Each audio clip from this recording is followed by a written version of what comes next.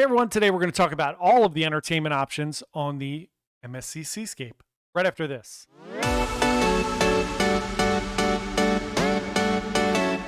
Hey everyone, Johnny from Bite Size Cruises. Welcome back to our channel. If it's your first time here, just trying to give you some great information about cruising in general. If you love to cruise, come along on the journey with us. We would love for you to subscribe and check out some of our content. So today we're going to talk about all of the entertainment options on the MSC Seascape. We just got off the ship, so everything's really fresh in my head.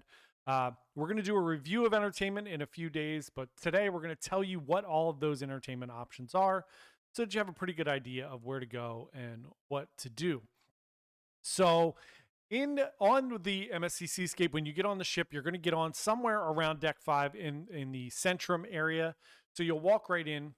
So it's a little bit crowded there if you are on deck 5. You'll notice that the Centrum area is really beautiful. It's like 4 decks high, but it does get very smushed very quickly. I love the ship. I love the size of it. I love the decor of it and the design. It's really pretty. The one thing I didn't love was how small the Centrum area was. I thought if it was a little bit wider and a little bit grander, it would have been amazing. But it has the Swarovski crystal steps. It's really beautiful, and there's a beautiful screen there. There's a bar there on deck 5, but it is very squishy and does get crowded. So on deck 5 there, it's really kind of the central focal point of the ship for, like those daily activities that you would see on the promenade on Royal Caribbean or in that kind of like 678 place or the atrium on NCL, those type of things. So it's similar to that. So every day during the day, there are some kind of piano, guitar, something going on in that little area, or a band that will come and play in the evening.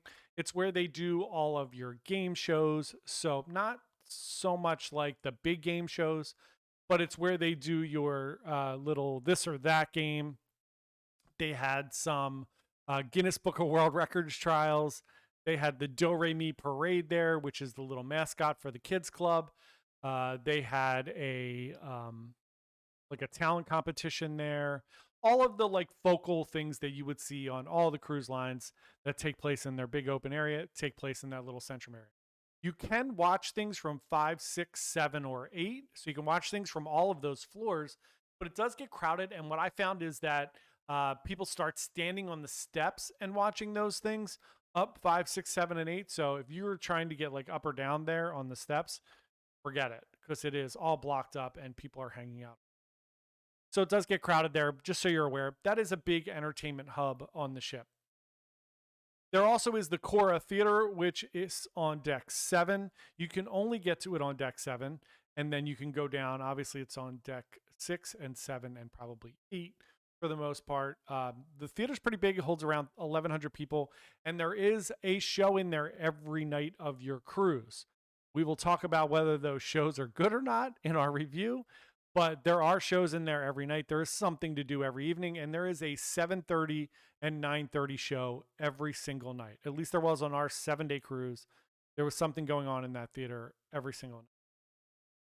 Some other areas on the ship that have entertainment are the Uptown Lounge, which is on deck 8 in the back behind all of the specialty dining restaurants.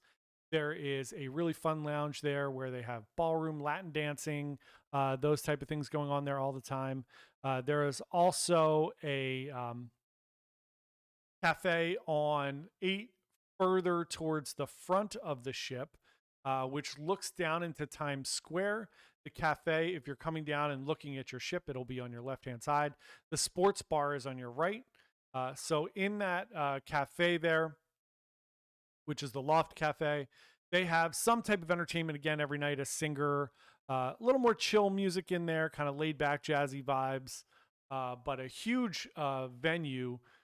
Even during the day, you could sit there and hang out and do work. It's where we worked a few times. But that's a great spot. There is some entertainment in there every single night. And then as you're looking down, the sports bar has just soccer games, football games, whatever your vernacular is there. There's also a pool room where they have a pool table in there as well. So that is a little bit of entertainment-ish options. And then down looking into Times Square on deck 6, you're going to find your dueling pianos. It's an interesting concept of dueling pianos. We're going to talk about this more as we do our review of the entertainment. But there is, on this sailing at least, there was a male singer, female singer, who did dueling pianos. And it wasn't really your traditional, like, you can pick the music kind of dueling pianos. They basically had a theme each night, and they did like 70s or 80s music. They did divas. They did pop hits. They did, whatever, all different types of music. So that they were great. That was really fun. We'll talk about that when we talk about the reviews. But that's another area where you're going to have some entertainment. And then if you look elsewhere throughout the ship, on deck 18 on your back pool deck, which is on the back of the ship, they do have, your typical standard pool deck music, where they have a band out there for a lot of the days. They do some of the sail away parties. They'll do up on that pool deck there. It is a non-traditional. Usually on cruise ships, your pool deck's, in the middle of the ship, and then there are some things on the outer, and then there's like an upper pool deck where there's just deck chairs. The Seascape is very different in that respect, which I kind of liked it that it's different. There is a pool deck on 18 that has that pool there. The upper deck there has like some basketball and those things that you would normally see. There is an indoor jungle pool on deck 16 that has a retractable roof. So it could be indoor outdoor pool, and that's also close to where the kids pool is. And then there is another pool down on deck 8 in the back. That's an adults only pool, and it's 2 infinity pools on the back. Just so you're aware. So up on deck 18, they do have some entertainment there. They do play bingo up there. It's the first time I've ever seen bingo on the pool deck, which is really fun. And in the theater, it's simulcast, and there's a host at each place. So you can yell for bingo from the pool deck, which is really fun. That's a fun little entertainment option. And then obviously there's just some fun things around the ship. The other thing of note is on deck 7, on deck 7, there is Le Cabaret Rouge. This is a really, really cool venue. It's very cabaret-ish, right? It's a multi kind of level, step up, step down. There's spaces like to sit and just chill. And then there's spaces on the lower level where you can sit right where the entertainment is, or up higher and look down on the entertainment. I love what they do in this theater. Every night they do like a variety show. So they'll have like a person that will come out and kind of be the introductory person, and they'll do some singing, maybe some dancing, and then they might bring a band out. They might bring a comedian out. They might bring a magician out. And it's little samples of different things so that you don't have to watch a 45-minute magic show, right? Or a comedian. If it's not your thing, they just do little dribs and drabs. And I found that to be really cool. We'll talk about the actual things that went on in there, but that's another place where you're going to have entertainment on the ship just about every single night. So one is the arcade, which is really cool. I can't believe I forgot about this. But in the arcade, they do have some standard arcade things that you would normally see in an arcade. And then they have a couple of virtual reality really cool things. They have an XD theater that you can go in, and you get these like little fake guns, and you can shoot things as like a group and have contests. That's a ton of fun. That was not a great description. And then there are a couple of virtual reality rides. There's a virtual reality F1 racer. That's a ton of fun. A couple other things I forgot to mention. There are 2 water slides. One is a jump in and go around water slide like you would normally do, like a normal human being. I don't know why I'm struggling to explain things today. And on the other side is a tube one where you can go 1 or 2 people in the tube and go through the water slide. Both of those really fun. And then the very top deck is the Robotron. It looks like this crazy futuristic roller coaster-ish thing, but it's not. It's just on like an arm. It's one single thing with a few seats on it. And there's a few different speeds. There's like a family version where you watch like a video and you sit in front of the screen and it moves you around.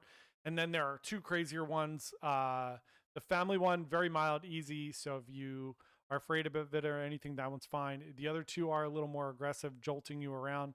But again, really fun night. So there are a lot of different entertainment options going on the ship, and there are some of your normal cruise game shows. There's obviously trivia in the different locations every day. And like I said, they do a lot of fun of those fun, like little cruise adventure thing in the Centrum area. So those are your entertainment options on the MSC Seascape. We'll talk about that more in just a few days. We'll do a full review. Thanks so much for watching, everybody. Really appreciate it. We had a great time on the MSC Seascape. You'll see in a few days, we'll do our ship review and we'll do a full tour, cabin tours, the whole 9 yards. So thanks so much for watching. We'll talk to y'all soon. Thanks. Bye.